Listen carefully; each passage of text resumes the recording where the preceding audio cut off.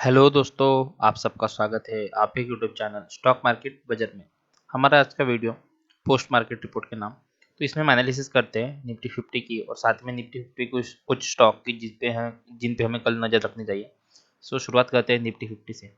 तो अगर हम निफ्टी 50 को मतलब हमारे निफ्टी इंडेक्स में देखो 30 मिनट्स के टाइम फ्रेम पे देखोगे तो आपको यहाँ पे क्लियरली दिखेगा कि आज निफ्टी जहाँ पे क्लोज हुई वो उसके एक सपोर्ट के पास में क्लोजिंग हुई है, क्योंकि निफ्टी यहाँ से 2 से 3 बार रेजिस्टेंस फेस करती थी, जो करीब करीब 15,780 से 50 से लेकर 15,790 के करीब में जो वो रेजिस्टेंस बनता था। तो वहाँ से स्टॉक निफ्टी रेजिस्टेंस लेती थी। यहाँ पे निफ्टी ने उसके ऊपर में क्लोजिंग दिया, फिर से एक रेड कैंडल यहाँ पे दिखी थी हमें लास्ट कुछ दिनों में। उसके बाद में निफ्टी ने कुछ 15,900 के करीब का एक हाई बनाया था और वहाँ से एक बड़ी गिरावट हमें निफ्टी में देखने को मिली थी, करेक्शन। ठीक है, जो 400 पॉइंट की करीब करेक्शन थी। लेकिन उसके बाद में फिर से निफ्टी ने एक 15,500 के करीब में एक बढ़िया सपोर्ट बनाया है। और उस सपोर्ट को लास्ट ट्रेडिंग सेशन 2 दिन के ट्रेडिंग सेशन में देखेंगे तो निफ्टी ने उसको बढ़िया तरीके से उस सपोर्ट को यूज़ करके ऊपर की तरफ एक रैली बनाई। और साथ में आज भी देखेंगे तो कुछ 15,760 के करीब में, सॉरी 15,772 के करीब में निफ्टी अभी ट्रेड कर रहा है। सो निफ्टी उसके सपोर्ट पे है। और अगर कल के दिन की बात करते हैं तो निफ्टी 15,770 से लेकर 15,900 के बीच में ट्रेड कर सकता है। अगर डाउन साइड की बात करते हैं तो 15,772 से लेकर 15,640 के बीच में ट्रेड कर सकता है। ठीक है, क्योंकि ये ऊपर की साइड में यहाँ से रेजिस्टेंस है और नीचे की साइड में यहाँ से सपोर्ट है। तो इस दो लेवल के बीच में कल हमें निफ्टी ट्रेड करते हुए दिख सकता है, गैप डाउन के साथ में खुलता है। और स्टार्टिंग के 30 मिनट अगर 15,700 के, सॉरी 15,800 के ऊपर में निफ्टी अगर नहीं जाता है शायद फिर उसके बाद में एक सेलिंग आकर नीचे की तरफ 15,640 के करीब करीब निफ्टी हमें जाते हुए दिख सकता है। वही ऊपर की बात करें, अगर पहले आधे घंटे में अगर निफ्टी 15,780 के ऊपर में अगर ट्रेड कर जाता है, सॉरी 15,800 के ऊपर में ट्रेड कर जाता है, तो फिर हमें 15,900 तक के हाई फिर से देखने को मिल सकते हैं, जिस तरह हमें आज देखने को मिले थे। ठीक है। वही अगर आज F I I D I की बात करते हैं तो करीब करीब 1,000 करोड़ की सीलिंग हम एफ आई आई की तरफ कैश मार्केट में देखने को मिली। वही डी आई ने 302 करोड़ का बाइंग यहाँ पे हमें करते हुए देखने को मिल रही कैश मार्केट में। वही फ्यूचर एंड ऑप्शन की बात करते हैं इंडेक्स में, तो यहाँ पे तो जो अपने एफ आई आई वो तो लॉन्ग करते हुए दिख रहे। और इंडेक्स पुट में और ऑप्शन में देखते हैं तो यहाँ पे भी हमें बाइंग ही दिख रही है। वही स्टॉक में बात करते हैं तो स्टॉक में यहाँ पे सेलिंग दिख रही है और यहाँ पे एक नॉर्मल से बाइंग दिख रही है। सो कैश मार्केट में तो काफ़ी बड़ी सेलिंग है, उसके बाद में भी निफ्टी में कुछ ऐसी कुछ भारी गिरावट देखने को नहीं मिली। मतलब कोई थर्ड पर्सन है मार्केट में जो ये पूरा मार्केट को हैंडल कर रहा है, क्योंकि डी आई एक लिमिट तक खरीद रहे। अगर आप डी आई और एफ आई आई की अगर बाइंग और सेलिंग का डाटा देखेंगे तो बहुत ज़्यादा डिफरेंस है। मतलब कोई तो भी थर्ड पार्टी है जो एक बढ़िया बुलिश व्यू लेकर मार्केट को हैंडल कर रही है या फिर मार्केट को सस्टेन कर रही है।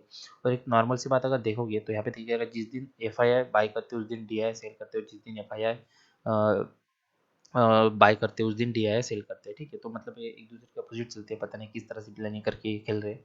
सो नॉर्मली जो डी आई होते हैं वो इतने हाई लेवल पे या फिर जब स्टॉक या फिर मार्केट हाई लेवल पे रहता है तो नॉर्मली डी आई बाइंग नहीं करते हैं। और एफ आई आई तो वैसे भी यहाँ पे सेल करते हैं टॉप पे। सो और जब मार्केट डाउन साइड में रहता है तब डी आई एग्रेसिवली बाय करते हैं।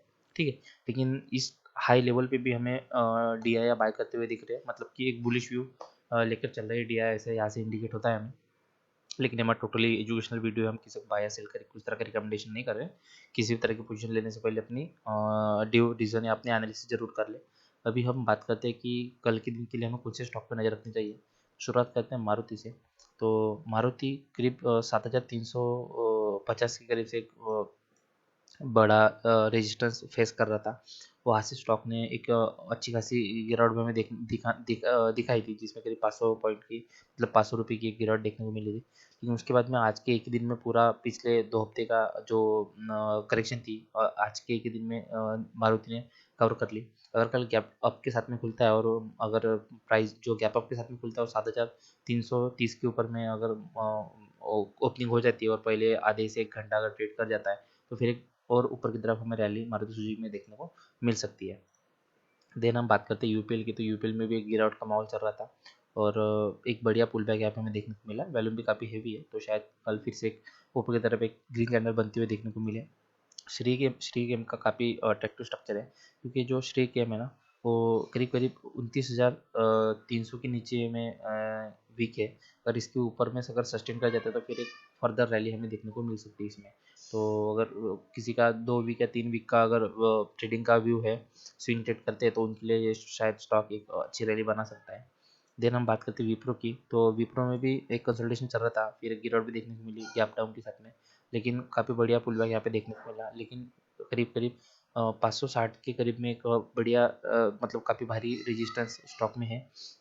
और वही देखते हैं तो कल का जो उस दिन का जो मतलब सैटरडे का जो लो था, वो एक सपोर्ट की तरह भी यहाँ पे विप्रो के लिए वर्क कर सकता है, जो 534 के करीब करीब बनता है।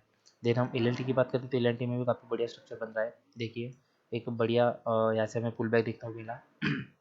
और ये जो कैंडल है कितनी स्ट्रॉन्ग कैंडल है, क्योंकि एक पूरी तरह से रिकवरी, मतलब स्टॉक करीब करीब 1400 हाँ 1400 करीब 1446 के करीब में गया था, वहाँ से 61 तक का एक बढ़िया पुल बैक देखने को मिला।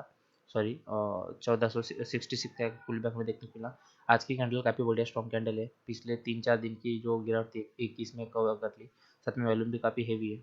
और ये स्टॉक 1443 के ऊपर में काफ़ी स्ट्रॉन्ग पोजीशन में है।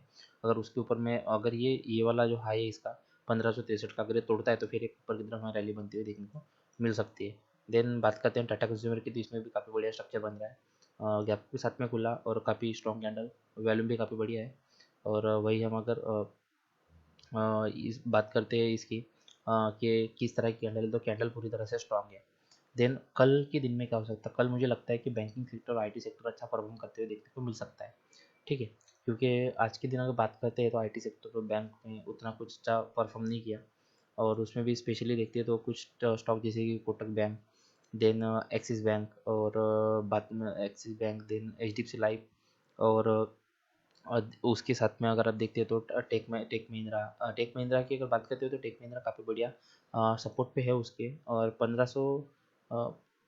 1550 का एक बढ़िया सपोर्ट यहाँ पे स्टॉक में दिख रहा है। पिछले 2 वीक से स्टॉक उसी लेवल पे ट्रेड करते हुए हमें दिख रहा है, उसी लेवल के पास में।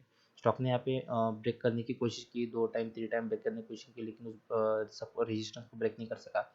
लेकिन ये जिस दिन ब्रेक करेगा तो एक की कैंडल में, जिस तरह आज मारुति सुजुकी में हमें देखने को मिली, उसी तरह की बड़ी कैंडल और बड़े वॉल्यूम के साथ में एक साथ ब्रेक देगा, और फिर एक बड़ी रैली यहाँ पे हमें देखने को मिल सकता है। क्योंकि अगर आप टेक महिंद्रा को वीकली चार्ट में देखोगे तो आपको और ज़्यादा क्लियर व्यू होगा कि एक